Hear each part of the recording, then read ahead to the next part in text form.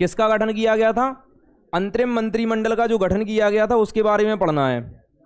और जो भारत की स्वतंत्रता के बाद जो मंत्रिमंडल बना था उसके बारे में पढ़ना है कि भारत के प्रथम मंत्री कौन बने थे, सभी मंत्रियों के बारे में पढ़ना है। फिर इसके बाद संविधान की जो संविधान निर्माण में जो जो समितियां बनाई गई थी वो सारी की सारी समितियां पढ़ना है अपन को। तो आज के टॉपिक हमने आपको बता दिए क्या क्या आपको पढ़ना है इसमें, ठीक है। तो आपको संविधान के निर्माण में जो समितियां बनी थी वो पढ़ना है, अंतरिम मंत्रिमंडल पढ़ना है, ये सारी चीजें। तो सबसे पहले पढ़ रहे हैं अपन अंतरिम मंत्रिमंडल। किसके बारे में पढ़ रहे हैं? अंतरिम मंत्रिमंडल। तो हेडिंग डालोगे सभी स्टूडेंट, डालो हेडिंग अंतरिम मंत्रिमंडल। बात नहीं करो बिल्कुल भी, अंतरिम मंत्रिमंडल पढ़ रहे हैं। हाँ, देश का प्रथम अंतरिम मंत्रिमंडल।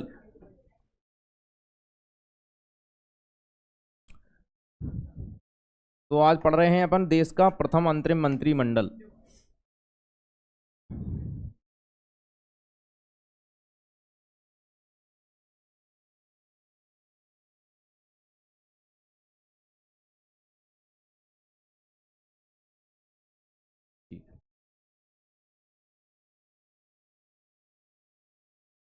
देश का प्रथम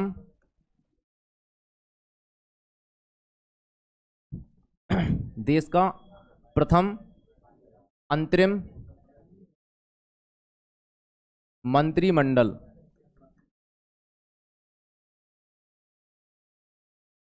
तो अपन पढ़ रहे हैं आज देश का प्रथम अंतरिम मंत्रिमंडल।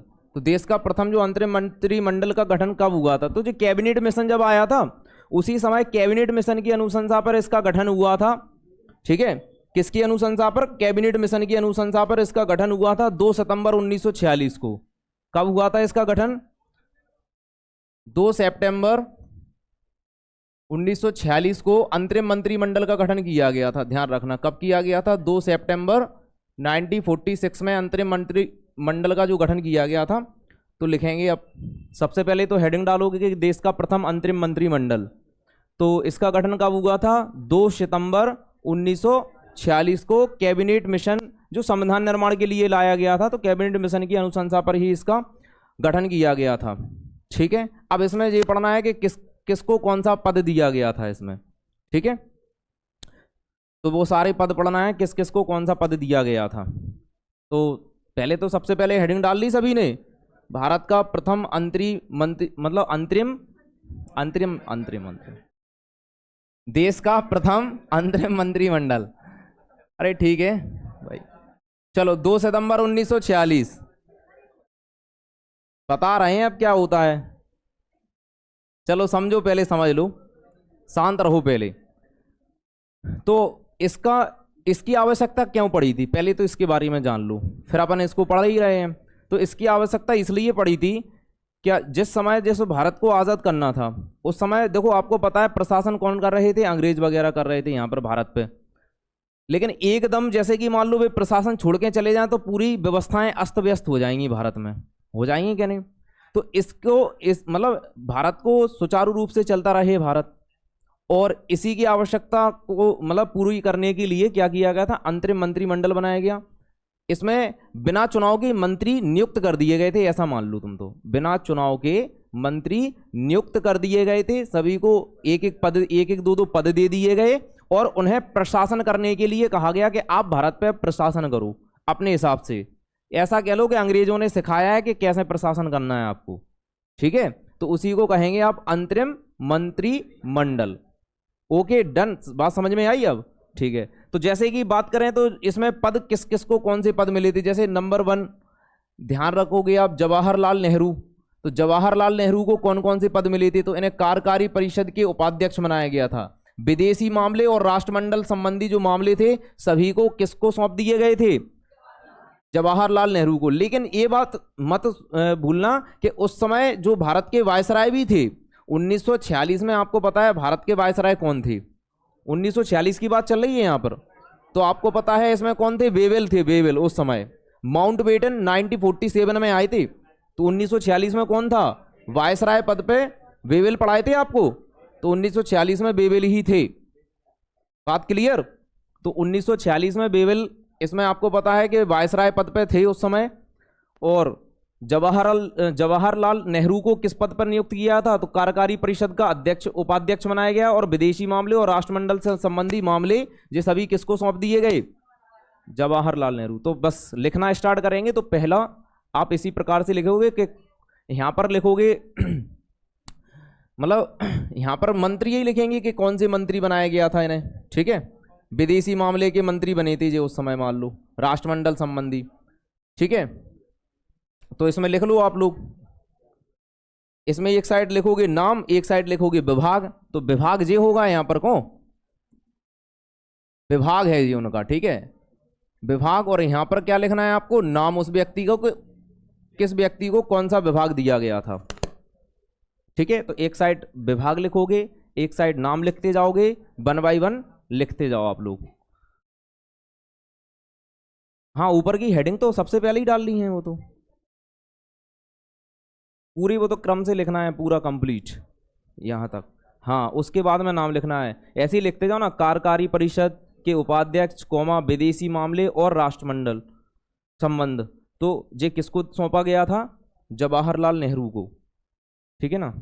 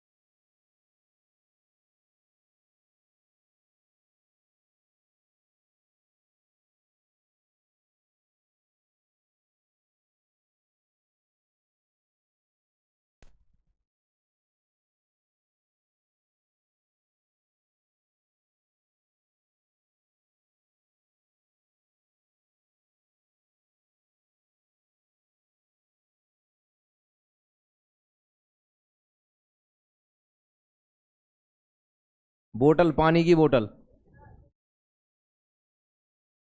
चलो अब आगे बढ़ रहे हैं अपन 1 बाय 1। चलो अब सेकंड, सेकंड लिखोगे आप गृह मंत्रालय और सूचना एवं प्रसारण मंत्रालय किसको दिया गया था? इसमें वो सरदार वल्लभ भाई पटेल को दिया गया था। सेकंड लिखोगे गृह मंत्रालय, सूचना एवं प्रसारण मंत्रालय किसको दिया गया था? तो सरदार वल्लभ भाई पटेल को दिया गया था।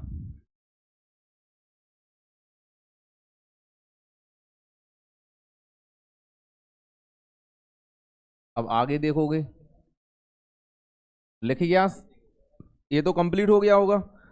चलो थर्ड लिखोगे कृषि एवं खाद्य मंत्रालय किसको दिया गया था? वो डॉक्टर राजेंद्र प्रसाद को दिया गया था, डॉक्टर राजेंद्र प्रसाद को, कृषि एवं खाद्य मंत्रालय। फोर्थ लिखोगे कला, शिक्षा एवं स्वास्थ्य और उद्योग और आपूर्ति मंत्रालय किसको बनाया गया था? श्री राजगोपालाचारी को। और फिफ्थ लिखोगे व्यापार, व्यापार से संबंधित जो मंत्रालय किसको दिया गया था? CH भाभा, ठीक है। लिखते जाओ आप, तो बस इनके नाम तो याद करना ही पड़ेगा। नहीं, वो अलग थे।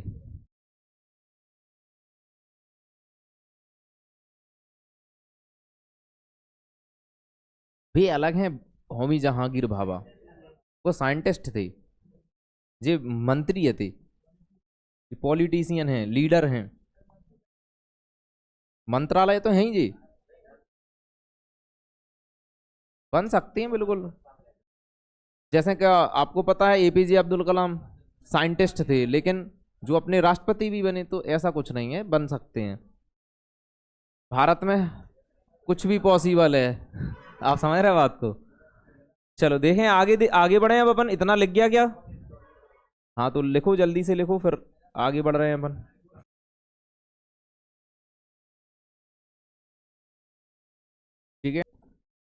रक्षा मंत्रालय किसको दिया गया था इसमें? बलदेव सिंह को। वैसे भी इसको, इसकी तो ट्रिक भी बन सकती है, रक्षा, तो रक्षा कौन करेगा तुम्हारा? जिस जो बलवान हो, तो बलदेव, ऐसे याद कर सकते हो उसको। रक्षा मंत्रालय किसको दिया गया होगा? बलदेव। जिसके पास बल होगा वही तो रक्षा करेगा। ठीक है, तो इस प्रकार से याद कर लेना इसको। देखो व्यापार भी कैसे याद रखोगे आप इसको? व्यापार में भाव, क्या भाव चल रहा है ये तो जानते ही हो व्यापार, तो भाव से भावा याद रख लियो, क्या भाव है। ठीक है, ऐसे याद रख लेना। और इसमें भी देखना, ये सी राजगोपालाचारी थे, तो इसको भी कैसे याद रखोगे? जैसे कला, शिक्षा और स्वास्थ्य। यदि किसी भी व्यक्ति के पास ये तीन चीजें हैं, जैसे कला है, उसके पास शिक्षा भी है, तो वो किसी पर भी राज कर सकता है, वो किसी पर भी राज कर सकता है। सी राजगोपालाचारी हो गए याद। तरीका हम बता देंगे याद करने का। ठीक है, अब देखना कृषि और खाद्य। अच्छा, अपन प्रसाद को खाते हैं क्या नहीं खाते भाई? प्रसाद को खाते हैं। तो खाद्य मंत्री कौन थे? प्रसाद, मतलब राजेंद्र प्रसाद। ये भी याद हो गया आपको, यहीं पे हो जाएंगे याद। देखो बात नहीं करनी है, बिल्कुल शांति से पढ़ना है, बस तरीका हम बताएंगे आपको याद कैसे करना है, पूरा समाधान। हमने बताया था पढ़ाने से पहले भी कहा था कि पूरे उंगलियों पे याद करा देंगे पूरे आर्टिकल, लेकिन पढ़ना पड़ेगा आपको साथ में। अब कहो सर ऐसा तो हो नहीं सकता कि घोर के हम पिला दें और तुम्हें याद हो जाए। मेहनत आपको करनी पड़ेगी, बस मेहनत करना, हम बता देंगे कि करना है ऐसे है। तो देखना राजेंद्र प्रसाद याद हो गए होंगे, खाद्य मंत्री थे जी। ये भी याद हो गए होंगे कि कला, शिक्षा, स्वास्थ्य जिसके पास है वो किसी पर भी राज कर सकता है, सी राजगोपालाचारी। व्यापार, व्यापार में पता है भाव, तो भावा याद आ जाएंगे। रक्षा में बलदेव, जो रक्षा करेगा वो बलवान होगा, बल होगा उसके पास, होगा याद। आगे बढ़ो। ठीक है, चलो अब आगे बढ़ते हैं। ठीक है, वित्त मंत्रालय देखेंगे, 7वें नंबर का वित्त मंत्रालय। ठीक है, लियाकत अली खान के पास था जी। ठीक है, लियाकत अली खान, वित्त मंत्रालय था इनके पास। लिखो वित्त मंत्रालय।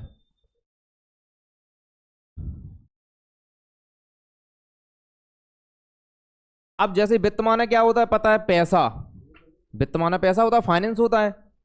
तो हमेशा अपन यही तो कहते हैं, वित्त मतलब पैसा लिया, पैसा लिया, बस हो गया याद। वित्त मंत्रालय मतलब पैसे से संबंधित है, तो पैसा लिया, तो लियाकत अली हो जाएगा। श्रम मंत्रालय देखो 8th, श्रम मंत्रालय तो बहुत सिंपल है, पता है आपको। जीवन किस पे डिपेंड करता है? श्रम पे। जिसने जीवन में श्रम नहीं किया समझ लो उसका जीवन खत्म, तो खत्म ही है, श्रम पर ही डिपेंड करेगा। कर्म श्रम करोगे तो जीवन। तो वैसे भी पता है जग जीवन राम, और राम ने, तब सोचो राम भगवान ने भी इतना श्रम किया था अपने जीवन में, 14 वर्ष जो है वनवास में बता दिए। वे भगवान हो गए थे, श्रम कर सकता, आप तो इंसान हो भाई, समझ रहे थे बात को। तो बस श्रम मंत्रालय तो आपको वैसे ही याद हो गया, समझ लो जग जीवन राम। जीवन भर क्या करो? पूरे जग में जीवन भर श्रम करो भैया, राम भगवान ने भी करो तो आपको भी करना पड़ेगा इसमें। चलो ठीक है, अब 9th देखेंगे अपन। ठीक है, कानून मंत्री, तो ये सैयद अली जहीर। चलो बता रहे हैं, पहले ये कंप्लीट कर लो, लिख लो इन्हें। याद हो रहे हैं कि नहीं सभी को? याद तो हो रहे होंगे।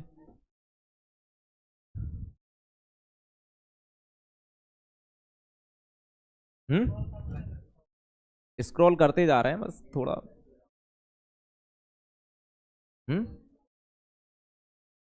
चलो कानून मंत्री कराएं बस, और रेलवे मंत्री बस।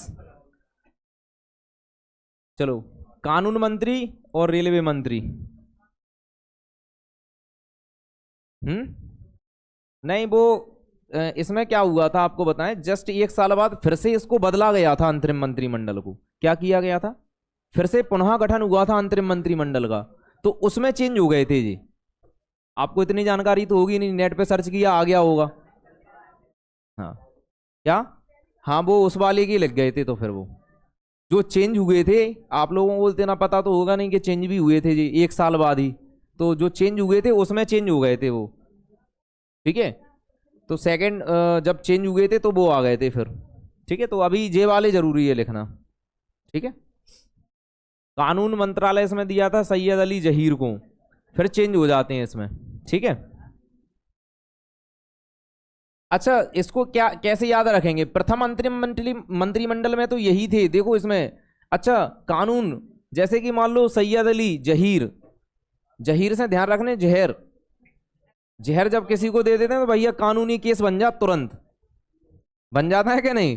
तो बस उसी से तो ध्यान रखना है, कानून, जहीर, खत्म। चलो आगे देखोगे, रेलवे एवं संचार मंत्रालय किसके पास था? रेलवे और संचार, डाक और वायु, ये मंत्रालय किसके पास था? तो भाई आसफ अली के पास था जी, ठीक है, आसफ अली, ठीक है। तो इसको कैसे ध्यान रखेंगे?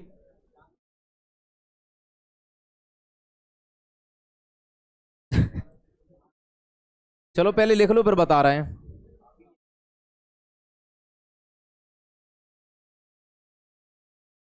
आपको पता है क्लास रिकॉर्ड भी चल रही है, तो खुद कंट्रोल करो अपने आप पे कि हम एक दूसरे से बातें ना करें। बार बार हम नहीं रोक पाएंगे, नहीं तो फिर हम बस रोक नहीं पाएंगे तो खड़े जरूर कर देंगे बस। चलो ए शांत हो जाओ। चलो देखो, रेलवे और संचार एवं डाक वायु, तो ये किसके पास थे? आसफ अली के पास। तो ध्यान रखिए, ऐसे भी रख सकते हो, रेलवे, ठीक है, संचार है, डाक है, ठीक है। तो आसफ से वैसे तो ऐसे रख सकते हो, वायु, वायु से ट्रिक बनाई थी हमने, तो वायु से जब वायु उड़ती है तो सब साफ हो जाता, ऐसा ध्यान रखे थे, आसफ अली। आप जैसे रख पाओ तो वैसे रख लेना। चलो एक बार 2 मिनट का, मतलब 1 मिनट में इसका पूरा रिवीजन और कर लो जल्दी से पूरा, ठीक है। पूरा आप लोग ज्यादा लाउडली मत बोलना और आराम से कंप्लीट करना है इसको। चलो देखो, सबसे पहला मंत्रालय, तो सबसे पहले तो बात करें कि जो अंतरिम मंत्रिमंडल का गठन कब किया गया था? 2 सितंबर 1946 में किया गया था। सबसे पहले कार्यकारी परिषद के उपाध्यक्ष, विदेशी मामले, राष्ट्रमंडल, तो देखो भैया जवाहरलाल नेहरू को वैसे ही घूमने का ज्यादा शौक था, तो ये विदेश में ज्यादा जाते थे, ठीक है।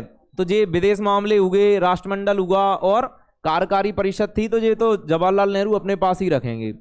अब गृह मंत्रालय, सूचना प्रसारण मंत्रालय, जी तो पता है शुरू से ही वल्लभ भाई पटेल जो हैं गृह मंत्री रहे हैं अपने, ठीक है। गृह मंत्रालय इनके पास था, क्योंकि आपको इनके बारे में पता ही होगा, गृह मंत्री थे, इनके अंडर में पूरी मतलब जो फोर्स आती थी गृह मंत्रालय के अंतर्गत आती है, ठीक है। तो इन्होंने क्या किया था, जो भारत के जो राज्य वगैरह थे जो मिलना नहीं चाह रहे थे भारत में, तो उनको मिलाया था इनने, किससे? पावर से, ठीक है।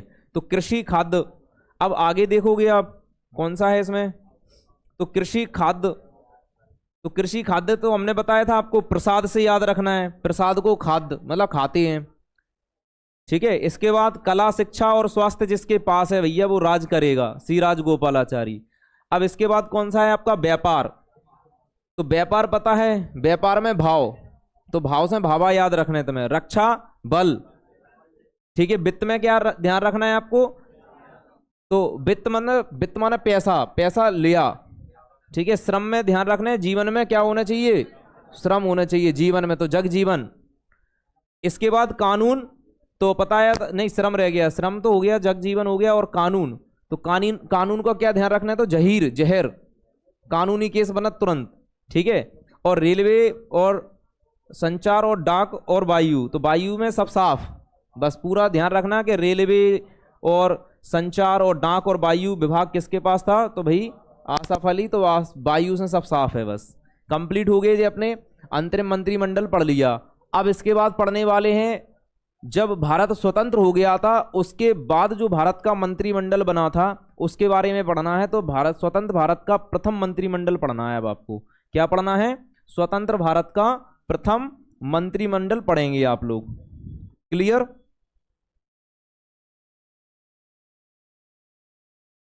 स्वतंत्र भारत का प्रथम मंत्रिमंडल पढ़ोगे अब आप, क्या वो आ जाएगी थोड़े टाइम से।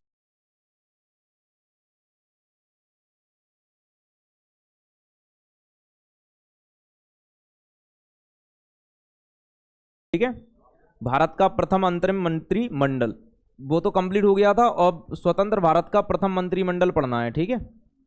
स्वतंत्र भारत का प्रथम मंत्रिमंडल, तो हेडिंग डालोगे आप लोग, नेक्स्ट हेडिंग डालो, स्वतंत्र भारत का प्रथम मंत्रिमंडल। हेडिंग डाल लो सभी स्टूडेंट, स्वतंत्र भारत का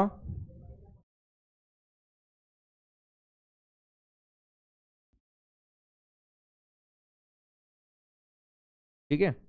तो पहले इतना दिख रहा है, ये पूरा कंप्लीट करते हैं अपन, ठीक है। तो देखो सबसे पहले पढ़ोगे आप इसमें कि भारत के जो प्रथम प्रधानमंत्री थे वो कौन थे?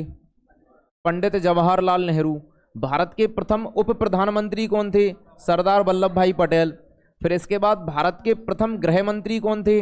वो भी सरदार वल्लभ भाई पटेल के पास ही था गृह मंत्रालय।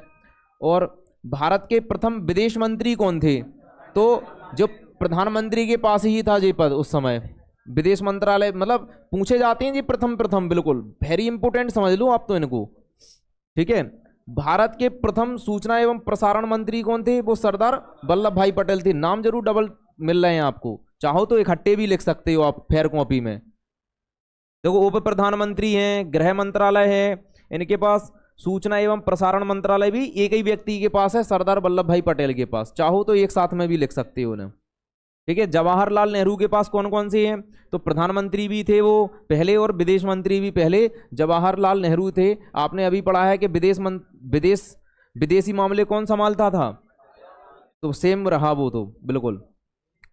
तो अब इतने कंप्लीट कर लो। फिर इसके बाद भारत के प्रथम वित्त मंत्री कौन थे? तो आर के मनसुख, हाँ मनसुख सेट्टी। आर के मनसुख सेट्टी जो थे वो भारत के प्रथम वित्त मंत्री थे, स्वतंत्र भारत के पहले वित्त मंत्री थे जी। चलो यहां पर देखोगे अब आप, तो वित्त मंत्री पढ़ लिए थे, आर के मनसुख सेट्टी थे इसमें, ठीक है। अब इसके बाद भारत के प्रथम कानून मंत्री डॉक्टर भीमराव अंबेडकर जी को बनाया गया था, ठीक है। पहले जो रक्षा मंत्री बने थे वो वही बलदेव सिंह ही बने थे, सरदार बलदेव सिंह। हमने बताया था रक्षा जो करेगा जिसके पास बल होगा, बलदेव सिंह थे। प्रथम रेल मंत्री एवं परिवहन मंत्री कौन बने थे? तो जॉन मथाई बने थे, जॉन मथाई को बनाया गया था प्रथम रेल मंत्री एवं परिवहन मंत्री। वो भी स्वतंत्र भारत के हैं, ये बात ध्यान रखना। स्वतंत्र भारत के पहले रेल मंत्री कौन थे? इनने रेल बजट को पेश किया था सबसे पहले। ऐसा भी पूछा जाए कि बताओ रेल बजट को पेश करने वाले प्रथम कौन थे? समझ जाना आप, ठीक है। अब इसके बाद देखोगे भारत के प्रथम शिक्षा मंत्री, तो शिक्षा मंत्री तो वही थे मौलाना अबुल कलाम आजाद। नेक्स्ट है इसमें भारत के प्रथम वाणिज्य मंत्री, ठीक है। तो वाणिज्य मंत्री बना दिया गया था। यहाँ वाणिज्य या व्यापार मंत्री बात एक ही होते हैं, वाणिज्य या व्यापार मंत्री वो एक ही यही बने थे, वाणिज्य या व्यापार मंत्री वही भाव से ध्यान रखना है, कुछ तो सेम ही मिलेंगे आपको वहां पर। देखो प्रथम खाद्य एवं कृषि मंत्री डॉक्टर राजेंद्र प्रसाद, स्वतंत्र भारत के बाद 1947 के बाद यही बनेंगे, ठीक है। खाद्य मंत्री, क्योंकि खाद्य से ध्यान रखना तो प्रसाद से, ठीक है। तो इतने और कंप्लीट करो, लिखो जल्दी से, ठीक है। ये बताओ इनका स्थान किसने ले लिया या इनके पहले कौन थे? तो ये तो कंप्लीट हो गए होंगे वैसे तो, करो कंप्लीट। स्वतंत्र भारत के पहले थे ये।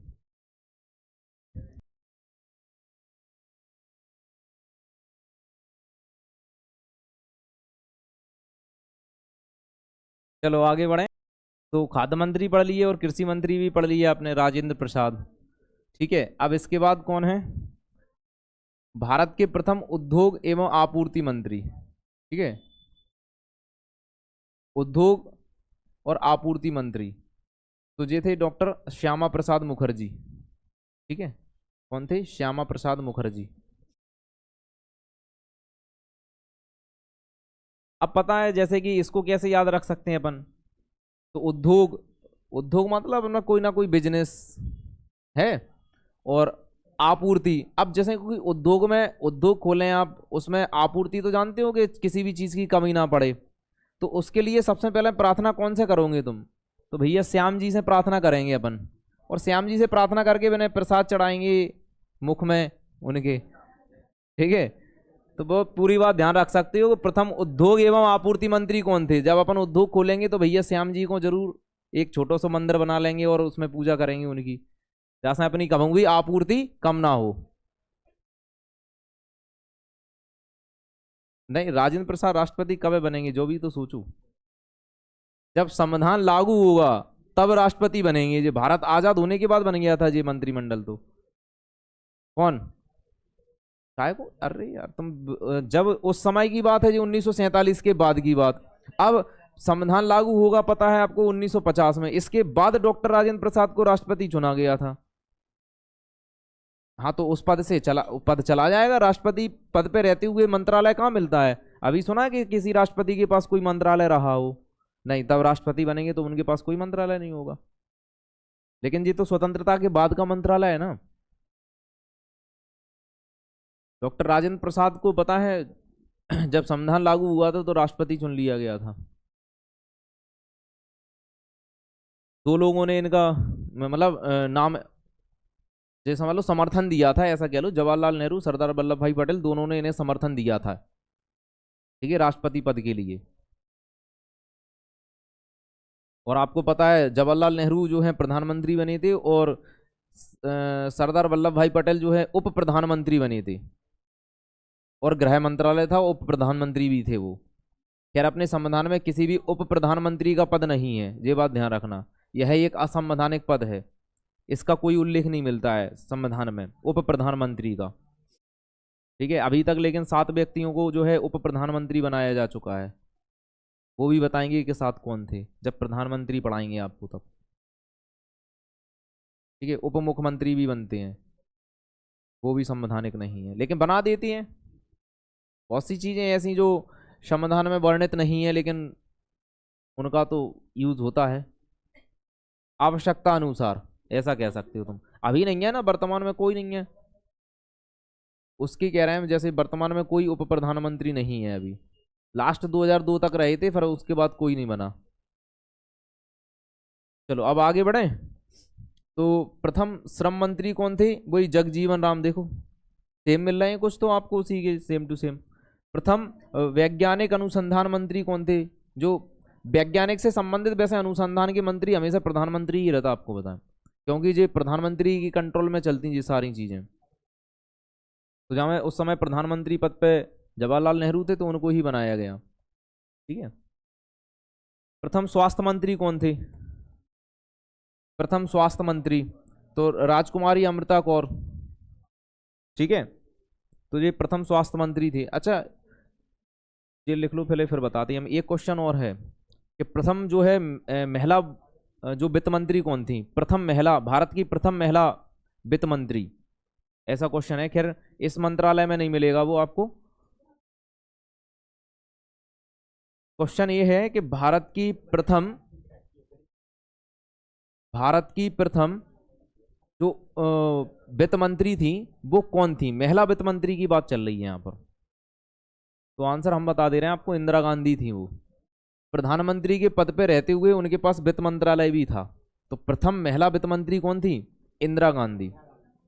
और दूसरी महिला वित्त मंत्री जो बनी थी वो निर्मला सीतारमण बनी थी, लेकिन वो पूर्णकालिक वित्त मंत्री है। ऐसा क्वेश्चन बनता है कि भारत की प्रथम जो पूर्णकालिक वित्त मंत्री कौन थी? तो वो थी निर्मला सीतारमण।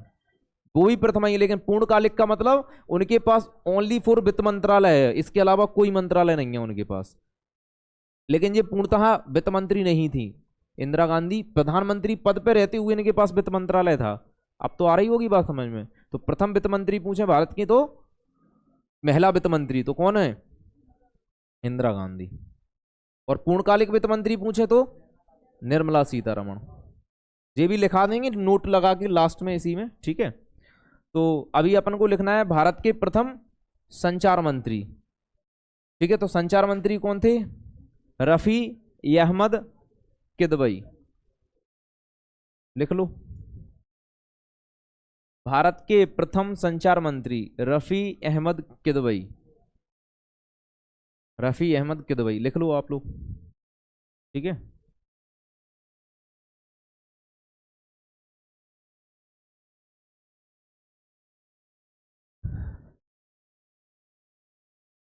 चलो नेक्स्ट है अपना भारत के प्रथम कारखनन और ऊर्जा मंत्री, मतलब खनन और ऊर्जा मंत्री बोल लो आप, तो खनन और ऊर्जा मंत्री कौन थे? ठीक है, तो वह कौन थे?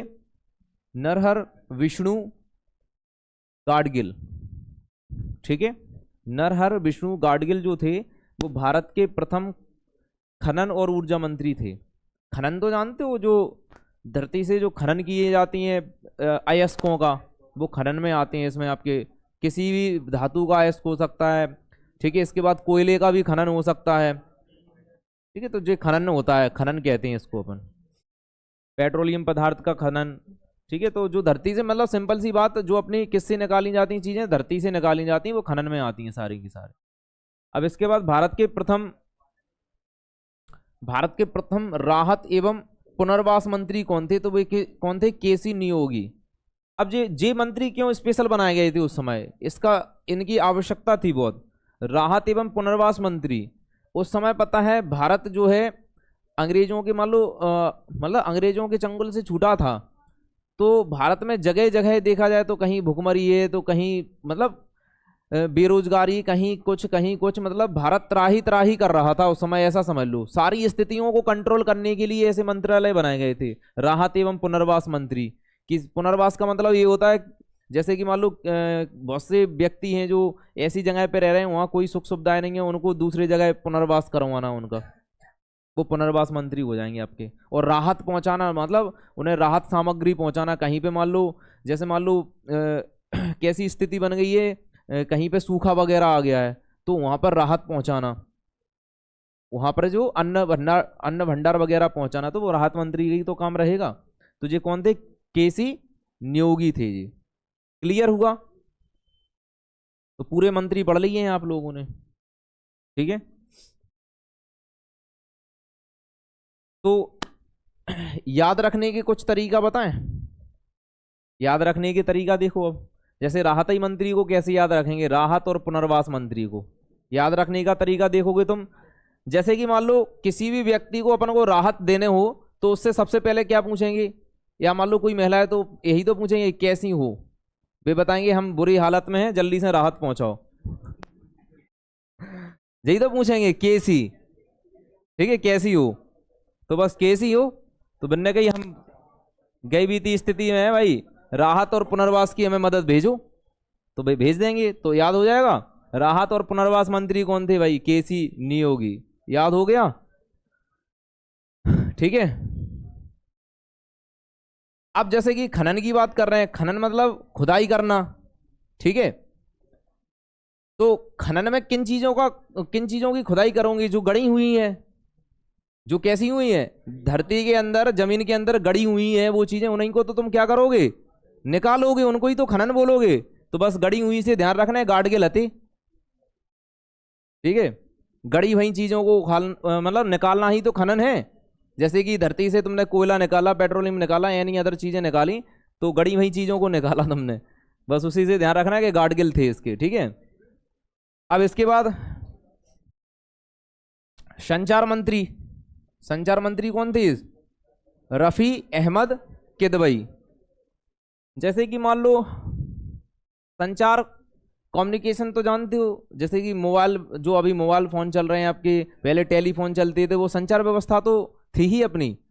ठीक है, तो संचार व्यवस्था से संबंधित व्यक्ति कौन थे जी? किदवई थे, कोई किदवई। तो रफी अहमद किदवई।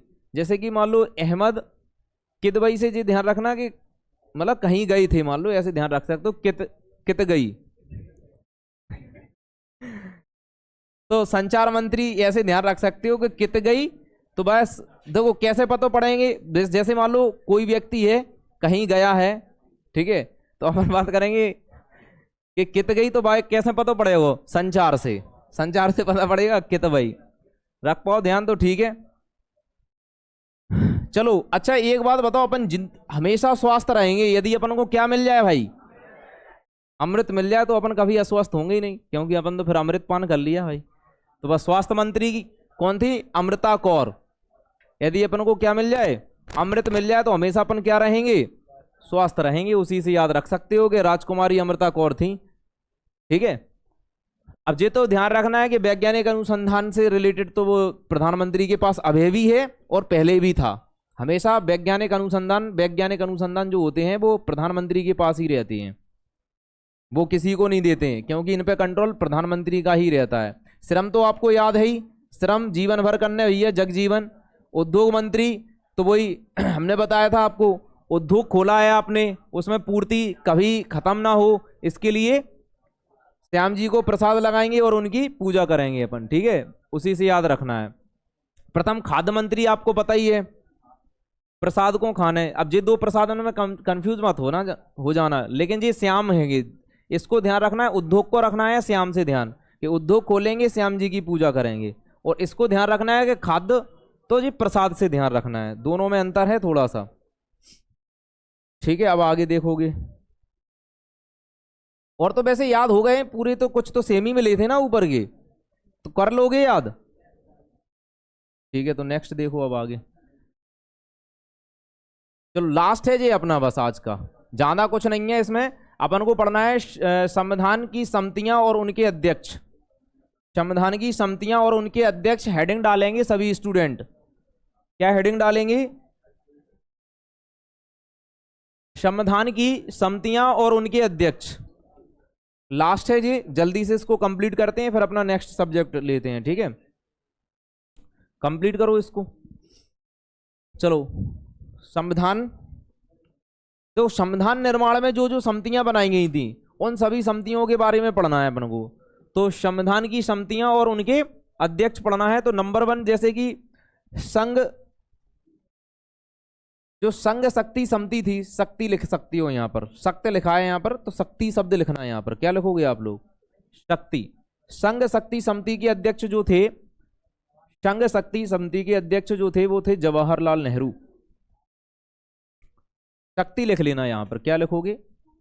शक्ति, ठीक है, शक्ति के जगह शक्ति कर देना। संघ शक्ति समिति के जो अध्यक्ष थे वो जवाहरलाल नेहरू थे, ठीक है। इसके बाद संविधान समिति के जो अध्यक्ष थे वो भी कौन थे?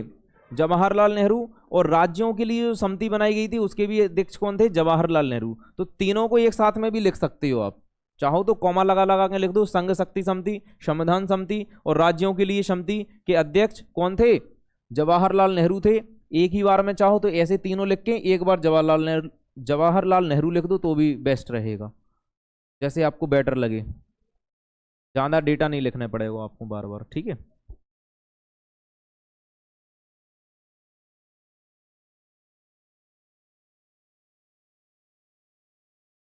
कल लेकिन सारी चीजें जो हमने आज पढ़ाई हैं आपको हो गई। अब इसके बाद राज्यों तथा रियासतों से परामर्श समिति, जी तो आपको वैसे भी पता है कि राज्यों को किसने मिलाया था भारत में, तो सरदार वल्लभ भाई पटेल जी, तो याद करने की जरूरत भी नहीं है आपको, ठीक है। और इसके बाद है लिखना सब है, मौलिक अधिकार एवं अल्पसंख्यक समिति।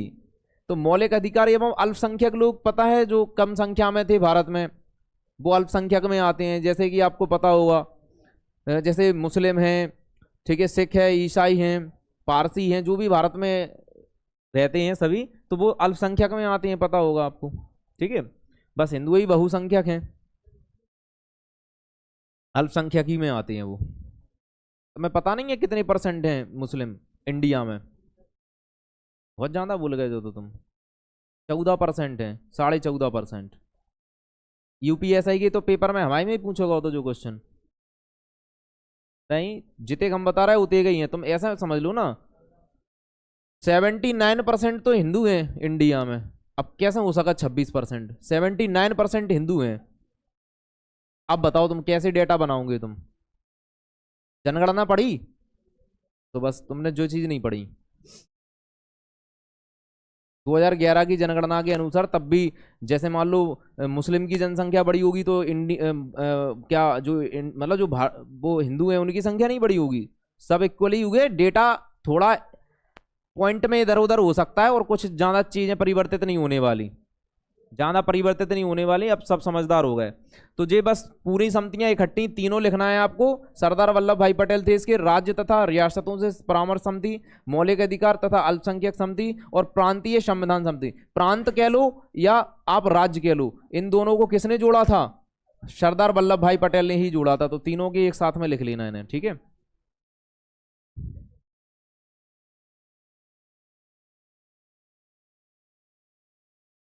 तीनों को एक साथ में ही लिख लो आप, ठीक है।